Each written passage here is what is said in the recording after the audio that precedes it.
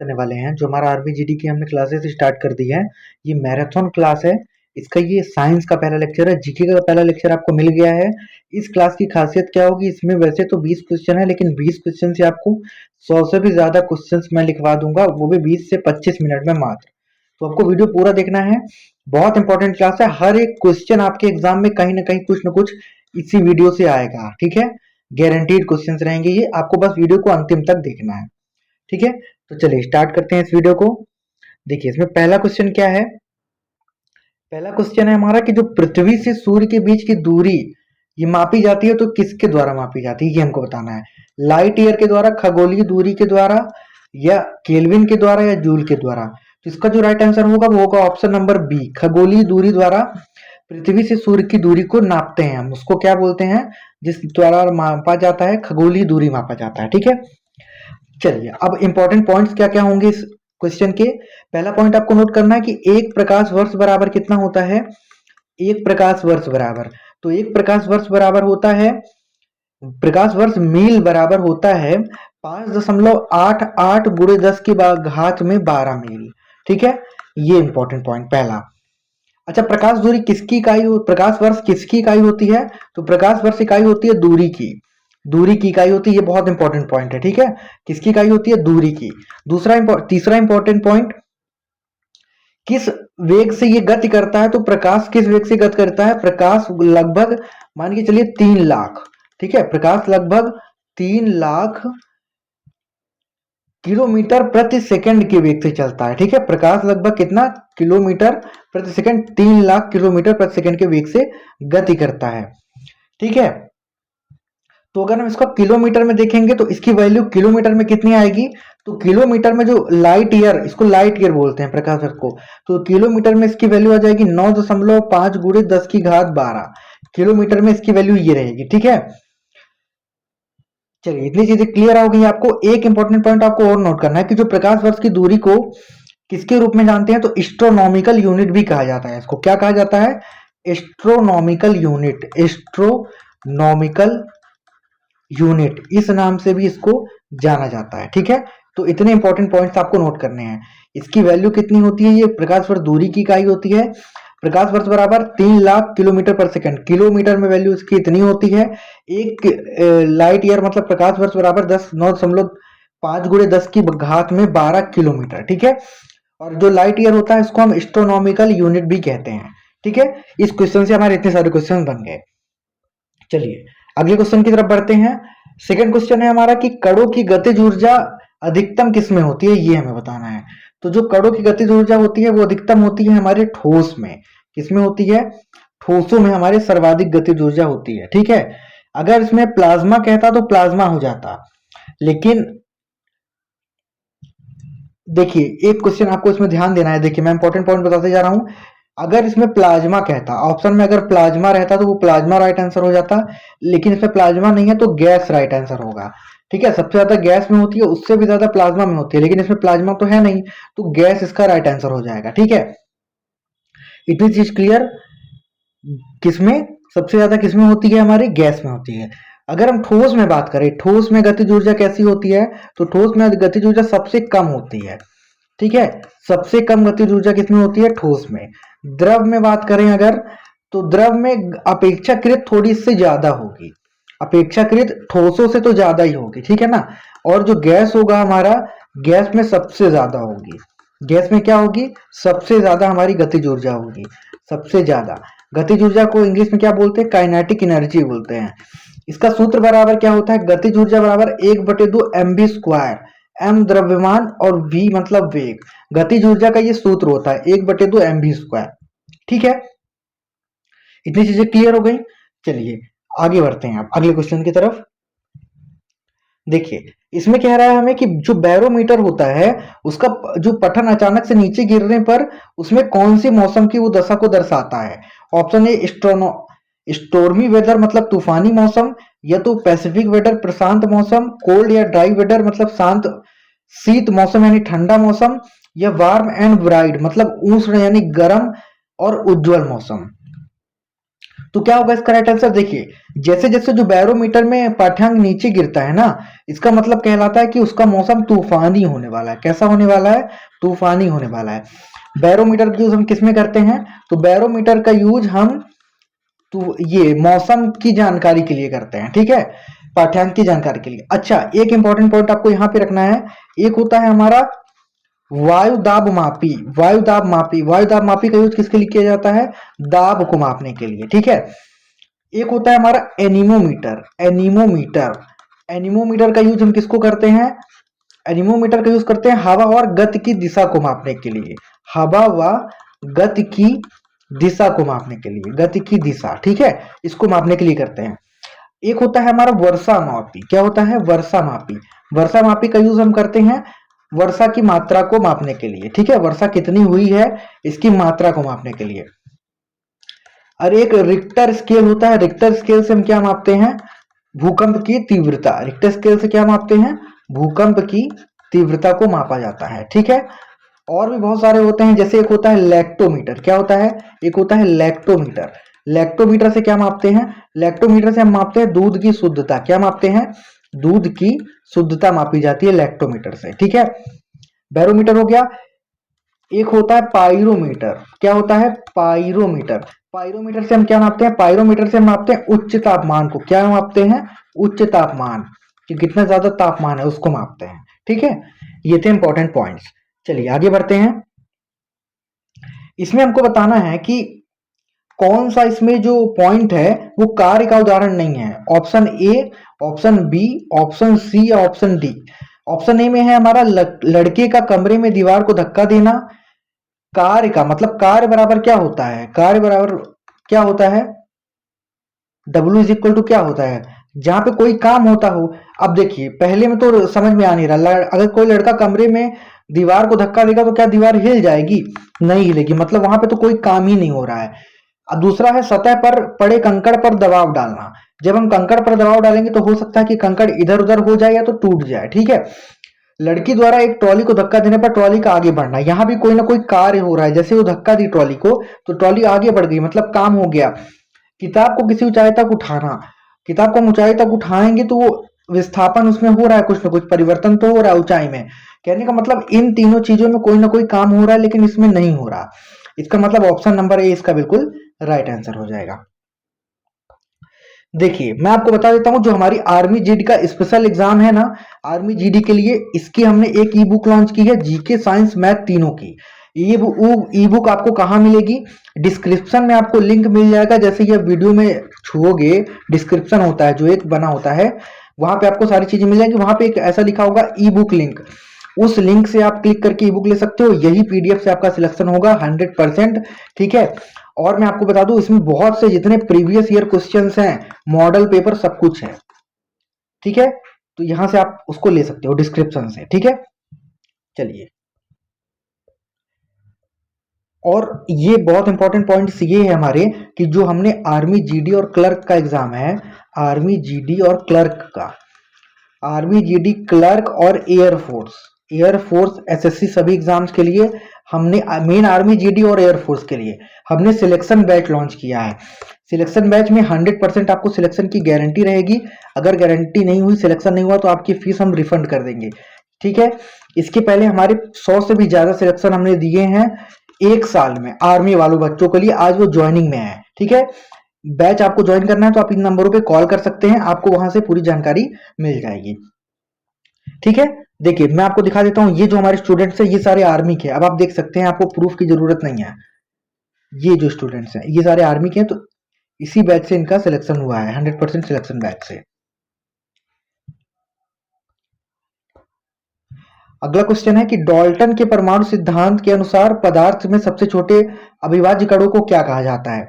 Options है molecules यानी अणु, एटम यानी परमाणु, कंपाउंड यानी यौगिक, या एलिमेंट यानी तत्व। तो डाल्टन के परमाणु सिद्धांत के अनुसार जो हमारे सबसे छोटे कण होते हैं उनको हम कहते हैं परमाणु। क्या कहते हैं? परमाणु कहते हैं, ठीक है। इसको आपको याद में रखना है। सबसे छोटे कण क्या होते हैं? परमाणु। देखिए जो सभी पदार्थ होते हैं ना, सभी पदार्थ छोटे छोटे कणों से मिलकर बनते हैं, छोटे और अविभाज्य कणों से मिलकर। किनसे? छोटे और अविभाज्य कणों से मिलकर बनते हैं, जिनको ही हम क्या कहते हैं? परमाणु कहते हैं। ठीक है, इतनी चीज क्लियर। अच्छा देखिए, एक कुछ इंपॉर्टेंट नियम होते हैं, मैं वो आपको नियम बताता हूँ। पहला नियम होता है एक द्रव्यमान संरक्षण का नियम। कौन सा? द्रव्यमान संरक्षण का नियम। क्या होता है द्रव्यमान संरक्षण का नियम? ये आप जान लीजिए। देखिए द्रव्यमान संरक्षण का नियम क्या होता है? किसी भी रासायनिक अभिक्रिया में द्रव्यमान को ना तो नष्ट किया जा सकता है और ना ही बनाया जा सकता है। द्रव्यमान संरक्षण का नियम, किसी भी रासायनिक अभिक्रिया में द्रव्यमान को ना तो हम नष्ट कर सकते हैं और ना ही बना सकते हैं। ये क्या होता है? द्रव्यमान संरक्षण का नियम। एक होता है हमारा स्थिर अनुपात का नियम, एक होता है स्थिर अनुपात का नियम। स्थिर अनुपात का नियम क्या होता है? ये नियम ये बताता है कि जो पदार्थ होता है, रासायनिक पदार्थ, तत्व में हमेशा द्रव्यमान निश्चित अनुपात में मौजूद होंगे। किसी भी रासायनिक पदार्थ के तत्व में स्थिर अनुपात मतलब एक फिक्स रेशियो में, एक फिक्स रेशियो में। तो किसी भी पदार्थ के तत्व में जो द्रव्यमान होगा वो हमारा एक निश्चित मात्रा में, फिक्स मात्रा में रहता है। ये क्या कहता है? स्थिर अनुपात का नियम कहता है। ठीक है, जैसे जैसे मान लीजिए ऑक्सीजन, ऑक्सीजन में क्या है? ठीक है, तो ये सारे हमारे इंफॉर्मेशन थे। चलिए आगे अगला क्वेश्चन देखते हैं हम। अगला क्वेश्चन कह रहा है कि जो मानव में जीराफथालमिया किस कमी से होता है? इसको हम अश्रुशुष्क बोलते हैं। अश्रुशुष्क का मतलब आंसू सूख जाने की बीमारी, आंख से आंसू सूख जाने की बीमारी को हम क्या बोलते हैं? तो ये हमें किस मतलब ये किस कमी से होता है? तो ये होता है हमारा ऑप्शन सी, विटामिन ए की कमी से होता है। ठीक है, विटामिन ए की कमी से जो हमारा जीरा फथालमिया होता है, जिसको हम अश्रुशुष्क बोलते हैं, ये होता है। अच्छा अब ये तो हो गया हमारा जीरा फथालमिया मतलब अश्रुशुष्क। अब हम और इंपॉर्टेंट रोग देख लेते हैं और उस किस कारण से होता है ये देख लेते हैं। ठीक है, देखिए आपको बस नोट करते जाना है। जैसे मान लीजिए पहला, एनीमिया किस विटामिन की कमी से होता है? एनीमिया रोग होता है एक, एनीमिया। एनीमिया होता है हमारा विटामिन बी की कमी से। किसकी? विटामिन बी9, ये आपको याद रखना है, विटामिन बी9 की कमी से। उसके बाद होता है एक बेरी बेरी रोग। कौन सा? Berry berry. बेरी बेरी किसकी कमी से होता है? तो बेरी बेरी जो रोग होता है वो हमारा विटामिन बी1 की कमी से होता है। किसकी कमी से होता है? विटामिन बी1 की कमी से। उसके बाद अगला पॉइंट है हमारा रिकेट्स। रिकेट्स किसकी कमी से होता है? तो रिकेट्स होता है विटामिन डी की कमी से। किसकी कमी से? Vitamin D. ठीक है, विटामिन डी की कमी से रिकेट्स होता है। अगला पॉइंट आपको नोट करना है, घेंघा एक रोग होता है। घेंघा किसकी कमी से होता है? तो घेंघा होता है हमारा आयोडीन की कमी से। किसकी कमी से? आयोडीन की कमी से घेंघा रोग होता है। ठीक है, अच्छा जो तपेदिक होता है, टीबी, जिसको हम टीबी बोलते हैं तपेदिक को, ये किसके वजह से होता है? किस वायरस की वजह से होता है? तो ये होता है माइकोबैक्टीरियम ट्यूबरकुलोसिस की वजह से। आपको नोट कर लेना है, माइकोबैक्टीरियम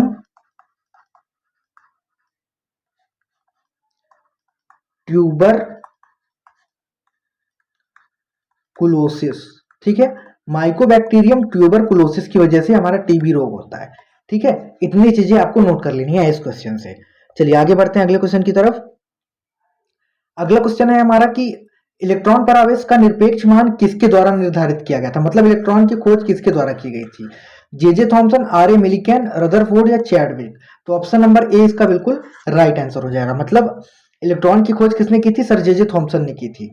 अच्छा इलेक्ट्रॉन पर आवेश कितना होता है? तो ये होता है 1.6 गुणे 10 की घात -19 कूलाम। ठीक है, इतना आवेश होता है। और अगर हम बात करें तो प्रोटॉन की खोज किसने की थी? प्रोटॉन की खोज की थी गोल्डस्टीन ने। किसने की थी? प्रोटॉन की खोज गोल्डस्टीन ने। ठीक है, अगला पॉइंट हम देखते हैं, न्यूट्रॉन की खोज किसने की थी? तो न्यूट्रॉन की खोज की थी जेम्स चैडविक ने। किसने की थी? James Chadwick. ठीक है, ये इन्होंने न्यूट्रॉन की खोज की थी। अच्छा नाभिक की खोज किसने की थी? नाभिक, तो ये की थी रदरफोर्ड ने। ठीक है, किसने की थी? रदरफोर्ड ने नाभिक की खोज की थी। और अगर हम बात करें अणुओं की खोज किसने की थी कि अणु होते हैं, तो ये खोज की थी हमारे डेमोक्रिटिस ने। किसने? डेमोक्रिटस ने। ठीक है, डेमोक्रिटस ने इसकी खोज की थी। इस क्वेश्चन से आपके इतने ऑप्शंस बनते हैं। चलिए अगले क्वेश्चन की ओर बढ़ते हैं। इसमें हमसे कह रहा है कि जो प्लांक कांस्टेंट होता है, प्लांक नियतांक होता है, उसका मान कितना होता है? 6.6 तो 10⁻⁻34 जूल, या तो फिर जूल इंटू सेकेंड, या तो फिर 6.2 से अर्ग इंटू सेकेंड, या तो नन ऑफ दीज। तो इसमें जो होगा, इस देखिए ध्यान रखिएगा सारे तीनों सेम ही है। यहाँ पे जो हमारी मात्रा होती है ना, जो हमारा जैसे इसमें जूल है, इसमें जूल पर इंटू सेकेंड है, तो जूल इंटू सेकेंड ही राइट आंसर होगा हमारा, ठीक है। क्लियर। प्लांक नीयतांक का मान जूल इंटू सेकेंड में होता है। अच्छा, प्लांक नीयतांक को दर्शाते किससे हैं हम, तो इसको हम एच से दर्शाते हैं। किससे दर्शाते हैं, एच से दर्शाते हैं। और ये क्या होता है, ये एक भौतिक स्थिरांक होता है। प्लांक नीयतांक क्या होता है, एक होता है भौतिक स्थिरांक, ठीक है। प्लांक नीयतांक एक भौतिक स्थिरांक होता है, ठीक है। इसका सूत्र क्या होता है, देखिए ये भौतिक स्थिरांक होता है जो कि विद्युत चुंबकीय क्रिया की मात्रा है। किसकी मात्रा होती है ये, विद्युत चुंबकीय क्रिया की। ये भी आपको ध्यान में रखना है, किसकी मात्रा होती है, विद्युत चुंबकीय क्रिया की, ठीक है। विद्युत चुंबकीय क्रिया की मात्रा होती है ये। उसमें एक फोटोन द्वारा अपनी आवृत्ति, जो इसमें एक फोटोन द्वारा अपनी इसकी आवृत्ति जो लगती है, फोटोन द्वारा आवृत्ति, ठीक है, फोटोन द्वारा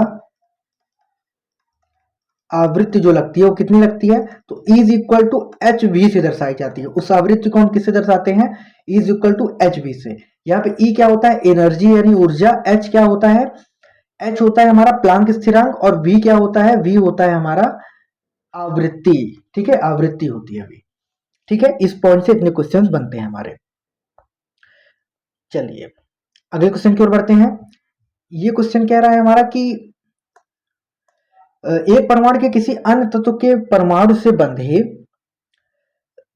होने पर इलेक्ट्रॉनों की अपनी ओर आकर्षित करने की सापेक्ष प्रवृत्ति को क्या कहते हैं, विद्युत ऋणात्मकता कहते हैं, कि इलेक्ट्रॉन बंधुता, की क्वांटम ऊर्जा, की आयनीकरण। तो इसको हम कहते हैं विद्युत ऋणात्मकता, ठीक है ना। क्या कहते हैं इसको हम, विद्युत ऋणात्मकता कहते हैं। क्या होती है विद्युत ऋणात्मकता, देखिए विद्युत ऋणात्मकता होती है किसी परमाणु की विद्युत ऋणात्मकता क्या होती है, उस परमाणु संख्या और दूरी से प्रभाव, मतलब उसका प्रभाव किसके ऊपर पड़ता है, परमाणु संख्या, इसका संबंध परमाणु संख्या और दूरी से होता है। विद्युत ऋणात्मकता का संबंध परमाणु संख्या और दूरी से होता है, ठीक है ना। अच्छा, अगर हम बात करें कि जो सबसे अधिक वैद्युत ऋणात्मक तत्व कौन सा होता है, सबसे अधिक विद्युत ऋणात्मक तत्व, विद्युत ऋणात्मक तत्व, तो सबसे अधिक विद्युत ऋणात्मक तत्व होता है हमारा फ्लोरीन। कौन सा होता है, फ्लोरीन, ठीक है।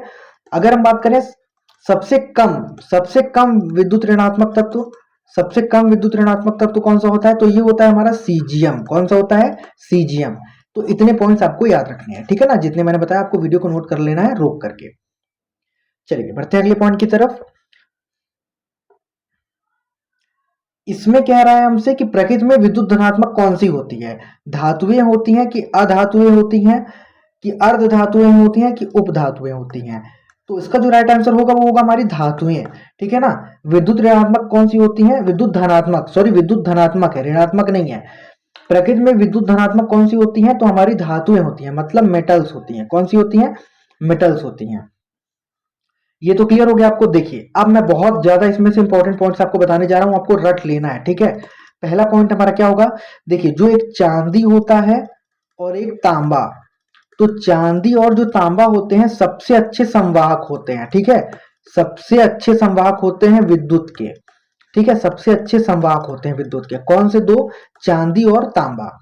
अगर हम बात करें सबसे बड़ा कुचालक कौन सा होता है, तो कुचालक सबसे अच्छा होता है हमारा शीशा, ठीक है। शीशा, मिरर जो जिसको हम कहते हैं शीशा, सबसे बड़ा कुचालक होता है हमारा। और अगर हम कुचालकों की बात करें तो शीशा के अलावा एक पारा होता है, वो भी हमारा विद्युत का कुचालक होता है, ठीक है। इतनी चीजें क्लियर। अगर हम बात करें सबसे अधिक घनत्व तो किसका होता है, तो दो धातुओं का घनत्व सबसे अधिक होता है। एक होती है इरिडियम, एक होती है इरिडियम, और एक दूसरी होती है हमारी ऑस्मियम, ठीक है ना। इरिडियम और ऑस्मियम की जो घनत्व होता है सबसे ज्यादा होता है, घनत्व सबसे ज्यादा होता है, ठीक है ना। इसको आपको नोट करना है। और सबसे कम किसका होता है घनत्व, तो लिथियम, लिथियम का घनत्व सबसे कम होता है। सबसे ज्यादा इरिडियम और ऑस्मियम, और सबसे कम लिथियम, ठीक है। इतनी चीजें क्लियर। अगर हम बात करें गलनांक के बारे में, तो सबसे अधिक गलनांक किसका होता है? गलनांक सबसे ज्यादा किसका होता है? तो गलनांक होता है हमारा सबसे ज्यादा टंगस्टन का। किसका? टंगस्टन का गलनांक सबसे ज्यादा होता है। और गलनांक के साथ साथ इसका क्वथनांक भी ज्यादा होता है, ठीक है ना। गलनांक के साथ साथ इसका क्वथनांक भी ज्यादा होता है। अगर पारा की बात करें तो सबसे कम इसका गलनांक और क्वथनांक होता है, ठीक है ना, सबसे कम होता है पारा का। उसी तरह से सोडियम का भी कम होता है, ठीक है ना, सोडियम का और पोटेशियम का, ठीक है, इनका भी कम होता है। पारा, सोडियम, पोटेशियम इनका कम होता है। गलनांक सबसे ज्यादा किसका होता है? टंगस्टन का, गलनांक और क्वथनांक। इतनी चीजें आपको इसमें से नोट करनी है। चलिए बढ़ते हैं अगले क्वेश्चन की तरफ। इसमें हमसे कह रहा है, इसका क्वेश्चन का आंसर आपको बताना है। ये क्वेश्चन ऑफ द डे है। कह रहा है कि परमाणु संख्या 16 का तत्व आवर्त सारणी के किस आवर्त में आता है? 5वें में, 6वें में, तीसरे में या चौथे में? आंसर आपको उसका कमेंट करके बताना है। अगर आपको नहीं आता तो आप सर्च करके कमेंट करके बताइएगा। चलिए बढ़ते हैं अगले क्वेश्चन की तरफ। अगला क्वेश्चन कह रहा है कि तत्वों के ये हमारा एक स्टेटमेंट है, रूल है। तत्वों के भौतिक और रासायनिक गुण उनकी परमाणु संख्या के आवर्त फलन होते हैं। ये किसका नियम है? ये बताना है हमको किसका नियम है। तो ये होता है हमारे मेंडलीव का नियम। किसका नियम होता है? आधुनिक आवर्त में मेंडलीव का नियम होता है ये, ठीक है, क्लियर। आधुनिक आवर्त नियम क्या होता है ये पहले देखते हैं। देखिए मैं आपको एक एक चीजें बताता हूं पहले, क्लियर एकदम ठीक है, ठीक है ना। देखिए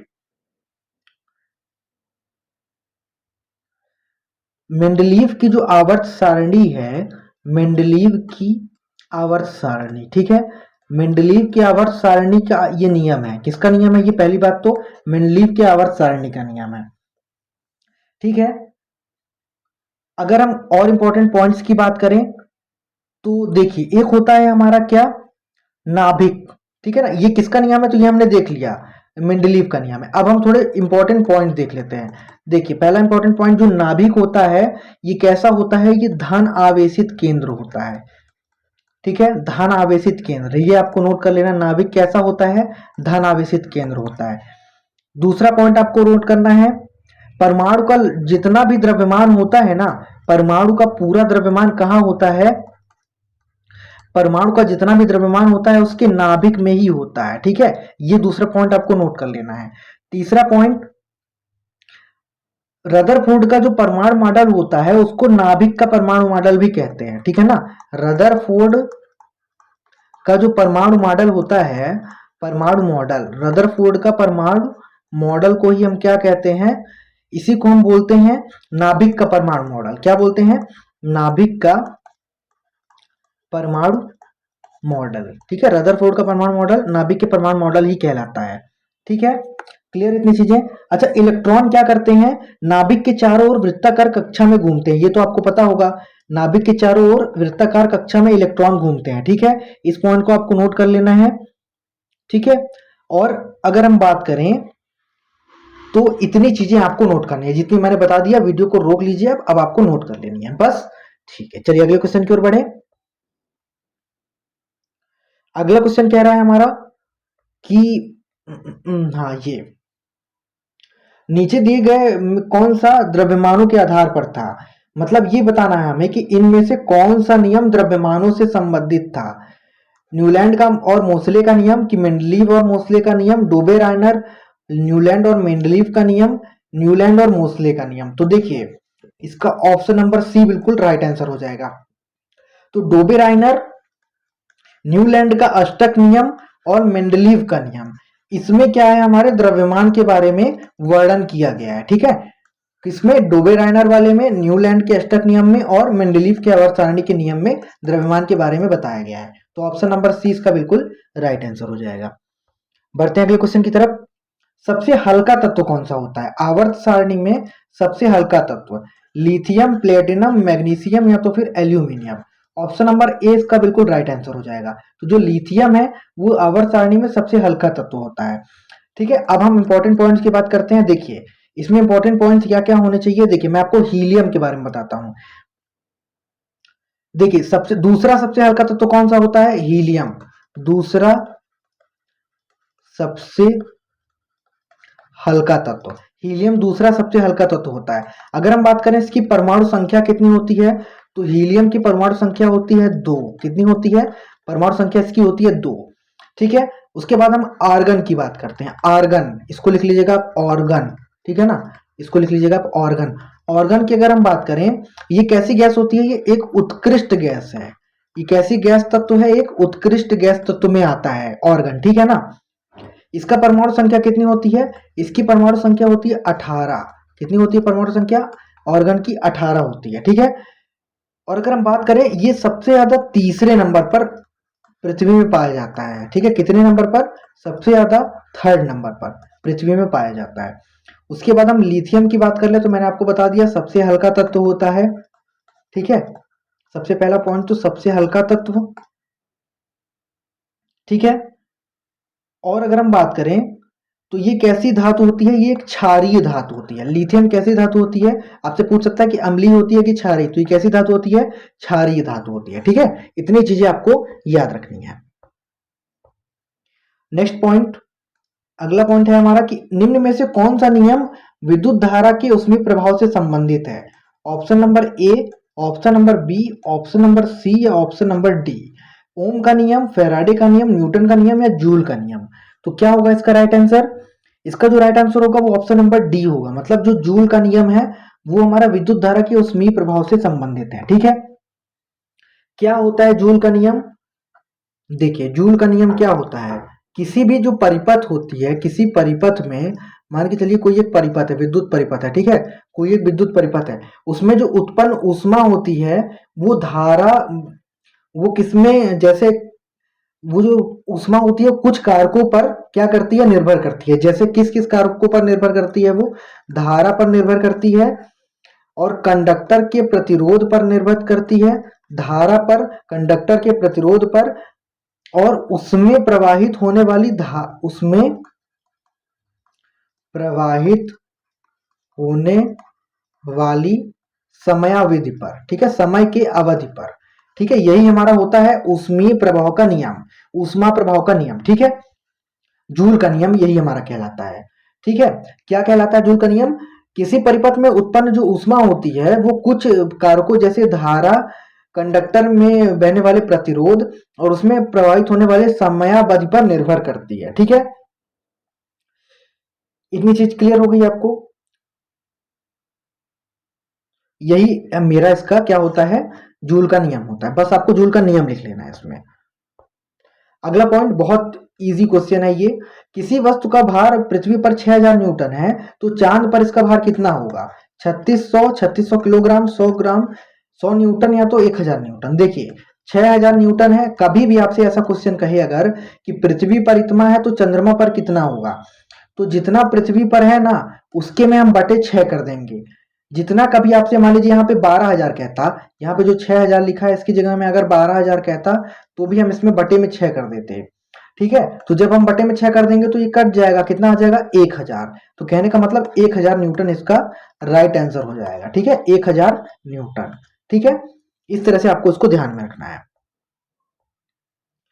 अगला पॉइंट हमारा कि एक विलयन लाल लिटमस पत्र को नीला कर देता है, तो हमें बताना है कि ये कैसा विलयन है, उदासीन है कि अम्ल है, कि मतलब इसका पॉइंट क्या होगा? 7, 1, 5 या नन ऑफ दीज। तो इसका जो राइट आंसर होगा वो होगा नन ऑफ दीज, ठीक है। तो ये विलयन इनमें से कोई नहीं होगा, ठीक है। जो हमारा नीले लिटमस पत्र को जब लाल करेगा तो वो हमारा अम्ल कहलाता है, वो 7 से ज्यादा होता है। और जो लाल लिटमस पत्र को नीला करता है वो क्षार कहलाता है। जो अम्ल होता है वो नीले लिटमस पत्र को लाल कर देता है, और जो क्षार होता है वो लाल लिटमस पत्र को नीला कर देता है, ठीक है। तो अम्ल की वैल्यू जो पीएच वैल्यू होती है वो 7 से ज्यादा होती है, और क्षार की पीएच वैल्यू 7 से कम होती है, ठीक है। इतनी चीज क्लियर हो गई आपको? अब मैं आप इसमें बहुत इंपॉर्टेंट पॉइंट्स बताने जा रहा हूँ, ध्यान देना है आपको, ठीक है। इसमें अब जितने भी इंपॉर्टेंट पॉइंट्स है वो मैं आपको बता देता हूं। देखिए जो मानव शरीर का पीएच मान होता है, मानव शरीर का पीएच मान, ठीक है, मानव शरीर का पीएच मान कितना होता है? तो ये होता है 7.35 से लेकर के 7.45 तक, ठीक है। इतने में कोई दिक्कत? अच्छा एक बात और ध्यान रखना है आपको, जब अम्ल वर्षा होती है ना, जब वर्षा का जल जब अगर 5.6 से कम होगा 5.6 से कम होगा तो समझ जाना है आपको कि क्या हो रही है, अम्ल वर्षा। कहने का मतलब अम्ल वर्षा में जो पीएच वैल्यू होती है वो कितनी होती है, 5.6 से कम होती है। ठीक है, इतनी चीज आपको ध्यान रखनी है इसमें। चलिए बदलते हैं अगले क्वेश्चन की तरफ। ये क्वेश्चन है हमारा कि निम्न में से कौन पीतल की घटक है। हमको बताना है इसमें से पीतल का घटक कौन है, जिंक और कॉपर, आयरन और जिंक, कॉपर और निकल, या तो आयरन और कॉपर। तो देखिए राइट आंसर ऑप्शन नंबर ए, जिंक और कॉपर जो है वो पीतल के घटक हैं। घटक से मतलब ऐसा पूछेगा आपसे कि जो पीतल के मिश्रण कौन कौन सा है, तो पीतल किन धातुओं से मिलकर बनती है, ऐसा आपसे पूछेगा। अगर हम बात करें कांसा की यानी ब्रॉन्ज की, तो ब्रॉन्ज तांबा और टीन से मिलकर बनती है। ठीक है, इसमें 88 ये परसेंटेज आपको नहीं याद करना है, बस इतना याद करना है कि किससे मिलकर बनती है। पीतल तांबा और जिंक से, और गन मेटल किससे मिलकर बनती है, तांबा टीन से और जिंक से मिलकर बनती है। ठीक है, इन तीनों पॉइंट्स को आपको रट लेना है, एक ना एक आपके एग्जाम में जरूर आएगा। चलिए अगला क्वेश्चन, मानव शरीर की सबसे छोटी मांसपेशी कौन सी होती है।